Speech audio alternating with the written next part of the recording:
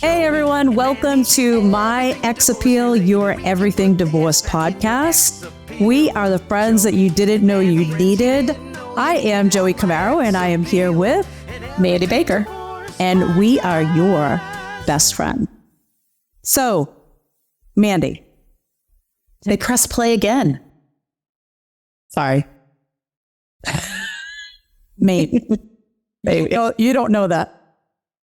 We have been saying in our episodes that we have at least 5 listeners. So if you're here as number 6, you won. Thank you.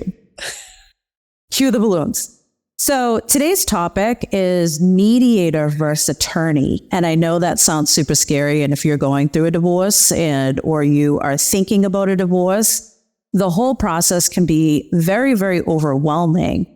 But the first step, aside from talking to your spouse, that has to be the first step in deciding if this is right for you. Or maybe you're just doing your research. Maybe you're just curious and you say, I'm going to just do a little bit of research to see what I need to do. And then you talk to your spouse. But it is important that you talk to your spouse at some point. A lot of people leave the other person in the dark and that never goes well. So we're going to talk a little bit about mediator versus attorney because a lot of people going through a divorce or thinking about getting a divorce, they don't realize that you don't need to hire an attorney and you don't need to necessarily serve papers. That's like in the movies are like, you've been served, and that's not necessarily the case. So, Mandy, I know that when you went through your divorce, so we're each divorced. Mandy is divorced. We're not divorced from each other. Mandy was divorced and I have been divorced, and we went to a completely different route with our divorce. Although if you listen to our other episode about kind of why we're doing this podcast, we are not going to dive too much into detail about our divorce, but we want to give you as much information as we possibly can. And before we say anything, neither one of us are attorneys. Right. So the advice that we give you, they're not commands, they're suggestions. And you need to do your own research for where you are, for sure. And every state is different, unfortunately, when it comes to divorce. In the United States of America, every single state is somehow different. It is not a universal process. So you do have to do your own research or reach out to us and we'll help you. But with that said, a lot of people don't understand that they may not need, we're going to choose our words lightly, because very carefully. Don't come at me. Don't come at me. Mandy, you went with an attorney. You went the attorney route. I did because I did not know that I could just do a mediator. And had I known that, I think my process would have been vastly different. I did go with an attorney. I called around. Well, my story is very... I moved states before I got divorced, and I had to wait 6 months to be a resident in Texas in order to file. So during those 6 months, I just lived my life, didn't think about it. I was separated. And then when it came down to file with the courts, I went the lawyer route and immediately right out the gate had to pay a retainer of, I think, close to $3,000. That was a lot. So that hit me right out the gate, because had I known before, had I had a divorce coach or someone to walk me through the process, I would have been saving. Right? So that's $3,000 right out of pocket that you need just to have a conversation with a lawyer and to get them all the things that they need to move this process forward, which is a lot. So I did go the divorce lawyer route and ended up switching lawyers in the middle. So I had to pay another retainer. Oh, I was just going to ask that question. And when you go to an attorney, and I'm sure every attorney, and by the way, too, I'm putting all these disclaimers in. We are not anti-lawyer at all. No, not at all. Not at all. I have a mediation practice here in Massachusetts, And we work with many attorneys. And when we have couples come in that we know that we can't help, we have attorneys that we will refer them to or refer. Absolutely. And so some of my best mentors are attorneys. So we're not anti-attorney at all. Not at all. We're just stating what happened to us and the facts and how they take retainers. And I can see why they do, because it's a lot of work to be in a... I think it's a lot of work. And I think it's also the fact that they want to make sure that they're not doing the work in vain. Yeah. They're not doing all this work and then you're out here talking to somebody else. Like, you hired them. Right. Yeah. And they need to get paid. And they need to, absolutely, they need to get paid. So my question to you though, Mandy, if you had said to that lawyer, I don't have $3,000, would they just say, well, I'm sorry, you can't come to me? Or do they suggest to you? Because I've heard that lawyers, and I don't know if this is a fact. I've heard lawyers say, can you raise the money somehow? Yes. Okay. They do. That is definitely something. She did want the retainer for sure. Yeah. And I had the room on my credit, luckily, to be able to put that on there. But then it's the interest. So $3,000 really isn't $3,000. $3,000 plus whatever interest is added as you're paying off. So they do like to have that retainer, because again, it locks you in as their client, and they know that they're not preparing all of this work, because it is a lot of paperwork. It's a lot of paperwork, and it's a lot to be involved as an outsider walking into someone's divorce. Because if you're a family attorney, I can only imagine having to keep this family A straight, family B straight, family C straight, and all of that swarm of paperwork that comes at you. So paying that retainer did lock it in for sure, to be a client attorney privilege, a client, whatever. You're a client. I am a client attorney privilege. But I want to know more about the process of how people just go through a mediator. Because we did go through mediation. However, both lawyers were in the room. So we had to pay both lawyers their hourly fee, because by that time the retainer had run out. Now you're on hourly pay.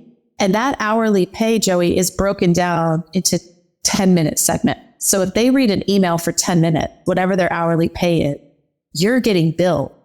So if their hourly pay is $500, for 10 minutes, you're paying them $50 to read an email. Yes. And it just adds right back an email. Yeah. Correct. Or right back an email. So for my mediation, I had to pay my lawyer and the mediator for 12 hours.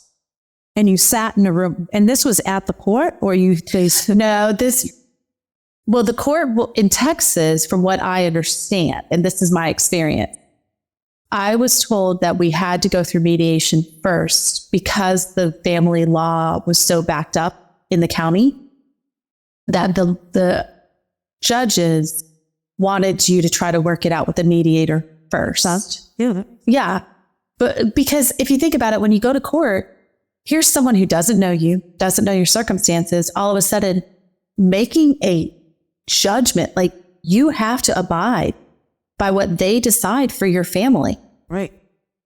Why would you want that? Because they don't know your kids. They don't know your living circumstances. They don't know what you want to do. And now all of a sudden you are locked in. And any amendment that you have to do with that has to go through the court. And again, they don't know you. They dime a dozen, next, So going through mediation for me was great, because we got to be in a little bit of control with the guidance of our lawyers at the same time. So I'm curious to know, with you and Mark, without having a lawyer present, because we were in a separate room, like we never saw each other, and the mediator would run in between the rooms. And then whatever we had discussed with the mediator, once he left, my lawyer and I would dive deeper into that subject. Just so anyone who's listening understands, when you hire an attorney cannot represent both people in the matter. No, not at all. You hire an attorney, and then your spouse has to hire an attorney as well. So everything that Mandy's saying, her ex-spouse was doing the same thing, getting a retainer, paying an hourly fee like that. So that's all. Those are separate. People don't understand that. You don't just walk into an attorney's office unless the attorney is a mediator. And some attorneys are mediators, by the way. So you can, it's all preference, what you want to do with your life. So you could go in and the attorney could say, oh, I'll mediate for the both of you. But an attorney cannot represent two people at the same time. So when you hire an attorney, you each need an attorney. So if you're thinking about this, just know that you have to get an attorney. And when you say, Mandy, $3,000, that's a starting point, because some attorneys charge between $5,000 and $10,000 for a retainer. So everybody's different. They can charge. Everyone's different. Depends, I guess, on their level of expertise or their reviews or where they are in their career and where they are with their firm. Because you can hire a firm and get an attorney within that firm, or you can hire a standalone family attorney that has their own practice. Or geographic location is different. I think too. And like we said at the beginning, we're speaking, you were in Texas, I'm in Massachusetts. Every state is completely different too. So prices will be different as well. So, but yeah, just know that you do have that retainer, and we've had couples come in that, you know, one person, they ate up their retainer and their $5,000 retainer is gone. And now they're like, shit, I need to try to figure this out on my own, because I'm right. And you're still at the beginning of the process, and you're like, how did all of that money go away so fast? And yet I'm still married. I'm still separated. There's been no forward movement. So going the mediator route is definitely an option for some people. So walk us through that. Okay. And also mediators, like you said, each person can have an attorney that represents them and then still go into mediation. Yes. So it can kind of be a combination of, different things, you know, where you have both. So for mediation is completely voluntary, and you work, I don't want to say you work as a couple, because obviously you're getting a divorce, so not everything's unicorns and rainbows, but you would work together to come up with your agreement. So at the end of the day, you need an agreement. It's basically a settlement. Instead of going into court, you're settling. Now, every state's different. Some states, you don't have to go to court at the end of the day. In some states, you do. In Massachusetts, you have to physically go to court no matter what and stand in front of a judge. But there are but say like New Hampshire is right above us. You do not necessarily have to go to court. The court will read your agreement and approve your divorce. But in Massachusetts, you still have to go to court. So again, every state is different. Interesting. For Massachusetts, because I'm a mediator in Massachusetts. And like I said earlier, some mediators are attorneys, some mediators are therapists, some mediators, they're neither. That's me. I don't have any background in therapy, or I did not go to law school. However, that doesn't mean that I don't understand Massachusetts laws. It doesn't mean that I don't understand the divorce process. And some attorneys are actually not great mediators. It all depends, because in mediation, you work together to come up with your agreement. It's all negotiating. That's basically the way I look at it. So you come in together, and maybe you're at the point where you can't be in the same room. Like you just said, you're in two different rooms. They're called private caucusing. So some mediators like to do that. Some mediators don't. You could be in two separate rooms and go back and forth. But what we explain to couples is you come in and you say, just tell me what you want. What do you want your life to look like? How, if you have children, how often would you want your children to live with you or live in the same house? What do you want to do with your marital home? What do you want? And then the other spouse can say what they want. And then you each want something, right? You're not going to get everything that there's going to be checks and balances, right? But what we do is you want this person wants this, and we start going like this. Mm-hmm. That's what mediators are doing. We're not telling you what to do. We're certainly not giving legal advice. We can tell you what the laws are, right?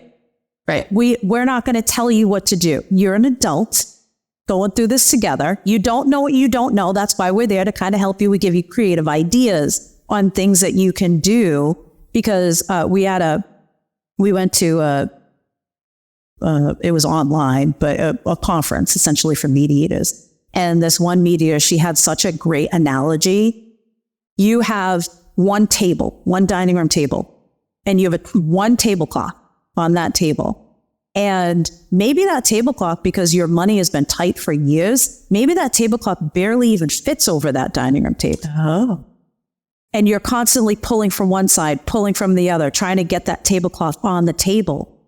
Okay, that's hard enough as it is. Now, when you get a divorce, you're going to have 2 dining room tables and 1 tablecloth, right? That's your bank account's money, all your assets, right? Now you have to figure out how to cover those 2 dining room tables with that one tablecloth. How are we going to do that?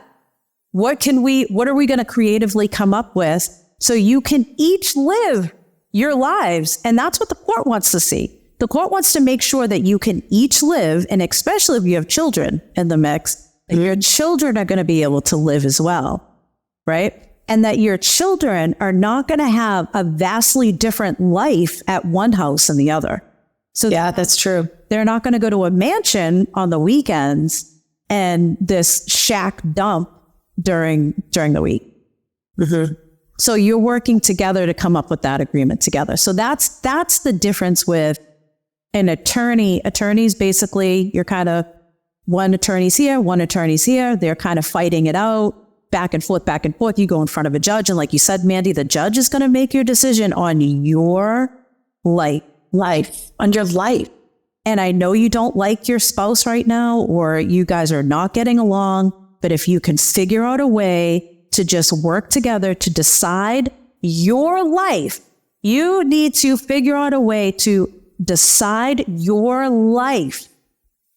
So that means putting differences aside, putting the anger aside, putting, I'm not saying take the emotion out of it, because you cannot. It's impossible. Correct. But if you can just do that for a second and work together, don't even have to be in the same room, then you can go to mediation and you can settle outside of the court.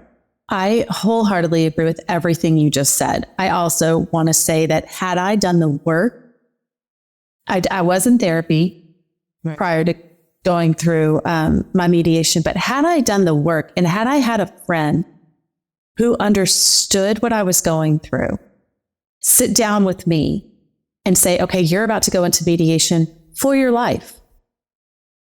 Let's lay out, because I was doing that in the middle of my mediation. What did I want my life to look like? Well, shit, I'm also paying for my mind work during that time. I'm paying my lawyer and the mediator. Had I done that work prior to and had an outline, not a somber, that's not the word, just a quiet set where I sat down and said, this is what I want my life to look like. That way, when I went in, can't help it. You're about to see your soon-to-be ex. Emotions are high. Your life is about to completely be turned on its head. What do I want that to look like? You need an outline. You need to go in with a clear head, a clear mind, some non-negotiables. This is what I definitely need. Be it financially, be it the house, be it the car, vacation, whatever it is, be it the kids. Right. And you're not going to, and know that you're not going to get everything. You're not going to get everything on your wish list, but if you have priorities that you are not willing to negotiate, you need to have, because that might be different for your ex-spouse. They might really want the house, but you really want the kids. So is there a way to balance that, like you said, Joey, the coming together to be able to split it for everybody? Because going through it without an outline of what you want your life to look like is a hot mess of a day. It's emotionally draining. Yeah. And for some, one parent has to go home. If you have a family, one parent's going home to those kids at the end of that day. Yeah. And you're drained. What are you giving? And you're agreed. And you're drained. And you can't take it out on them. Like, I think about mine. I was the one with my children after the mediation. And I was lucky enough to have my parents have them. And my parents were like, how long do you need? I need at least 2 hours. Like, I've just been sitting in this thing for 12 hours. Like, I need a minute. They were like, go grab dinner by yourself. We've got the kids for dinner. We'll bring them to you. And that was what I needed. I needed a breath. But not a lot of people have that. I guess my whole point to this is having friends and that can help you outline that. So whether you're going to a lawyer or a mediator, don't try to work it out that day. Work it out beforehand and go in with an outline for you and then start negotiating off of that outline. Because you're going to forget things in the heat. I'm sure you have couples forget things in the heat of the moment. Oh yeah. And you're so emotional that you can't think straight. Yeah. So taking breaks, or like you said, having things written down and just knowing what you want. Because sometimes people are emotionally tied to their home. Right. And at the end of the day, is that what's best for everybody though? I'm not saying that you shouldn't be, your kids grew up there, or you built that home with your bare hands, whatever the case may be. But right. But if you write that down, but then go into the mediation and your spouse says, but we literally can't afford to be in that, like to have you stay in this home. And then, so you write down everything about that home. Like you have to make it, again, you can't take the emotion out, but at some point you have to make it a little bit cold in a way. Yeah. Say, okay, I'm going to write this down about my home. I'm emotionally attached to my home. I'm going to stay in the home. He's going to buy me out. But then in 5 years, if the roof collapses, will I have $10,000 to put in? Right.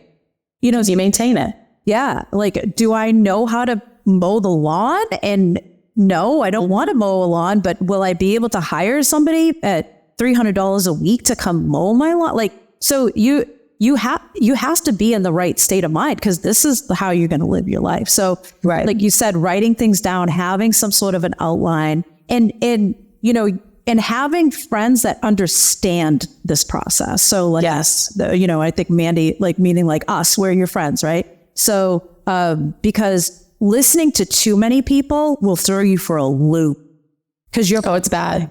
Your friends will be like, yeah, I have a friend who's getting X amount of dollars per week for child support. Why are you only getting that for child support? They get this much. Okay, well, child support is crazy because it depends on your income. It depends on your lifestyle. There are a lot of things go into child support. So you can't listen to, Cheryl. Cheryl says that her friend that she works with is getting X amount of dollars. So, but that's what people do. They listen to all these people, and you have to kind of take out that noise as well. But I think that the bottom line with all of that is you have to do what's right for you. And if hire an attorney, maybe you have a ton of assets. Maybe you have bank accounts and retirements, and you're just like, I need a lawyer to deal with this. Maybe you're in a very, very contentious situation, but there are high conflict mediators too. So when you're interviewing your mediators, and you should be interviewing people, when you're interviewing your mediators and your attorneys, you can ask them if they have, experience in high conflict situations, so they know how to deal with it. But you really need to do your homework and find somebody who is right for you. And if that's an attorney, then do that. If you feel absolutely, then do that. If you go with a mediator, then do that. Myself and my husband now, he has a master's degree in conflict resolution. I do not. Neither one of us are attorneys, but I think we do. He's got tattoos, and we're not your typical, we don't wear suits. I do love a good blazer. I love a blazer. I wear blazers a lot, but we're not your typical suit and tie people. And your vibe attracts your tribe, Absolutely. People come to us just because they feel comfortable with us and they know that we have experience in it. We're each divorced and we understand, and we're compassionate, and we lead with empathy. So that's why people come to us. I love that. But if that's not what you want, if you need a cutthroat, then go get a cutthroat. Because there's some attorneys out there that will. It's litigation. It's a completely different thing. And then there's attorneys that used to litigate that now have turned into mediation only. Isn't that interesting? They moved away from litigation for that reason. Yeah. They don't want to fight anymore. Yeah. So a mediator has both your interest in mind through the whole process. They're omnipartial. So they're kind of for everybody. They're for each spouse, the children, anyone involved. Just everybody is there in our best interest. I'll tell you one thing, as a mediator, I'm certainly not going to send your agreement in front of a judge that looks lopsided, because we have people ask us all the time, like, how do we know you're not taking side? You think I'm going to... That's your reputation. Yeah. Like, selfishly, I'm not going to do it because I got into this business to help people, right? Right. So that's number one. But number two, come on. You think I'm going to put my name on something that, like, a judge is going to be like, what's this idiot doing? What is this? Yeah. So I wouldn't do that either. So I think the bottom line, Mandy, to wrap this up, because we're trying not to make this a long episode, but I think the bottom line is everyone should do their homework. I love what you said about an outline. Write down everything you want. Sky's the limit. Just write. Sky's the limit. Mm-hmm. And then do your homework and interview and find out who you feel comfortable with, and maybe even talk to your spouse about what they would want to do, how they would want to do it, Yeah. The basics. If y'all can talk. If you can talk, yeah. Don't go down toxic road. You don't need to go down to toxic road. So, and we're here to help if anyone ever needs our help. Like we said, we're always here to help. So reach out to us at any time and we'll do our best to put you in the right direction if need be. And if we don't know that answer, we will definitely find out. If you are still listening to this episode, that means that you made it all the way to the end and you're still here with us. And we are so grateful for that. If you like our episodes, be sure to listen to the next one and find us on Instagram. Send us a message because we really want to hear your stories. We want to hear your comments. We would love to hear from you. And if there are any topics that you'd like us to cover, we will certainly try our best to cover them. But for now, we will see you next time, and thank you so much. Thanks to our listeners, sponsors, and our lawyers on my ex appeal and everything divorce.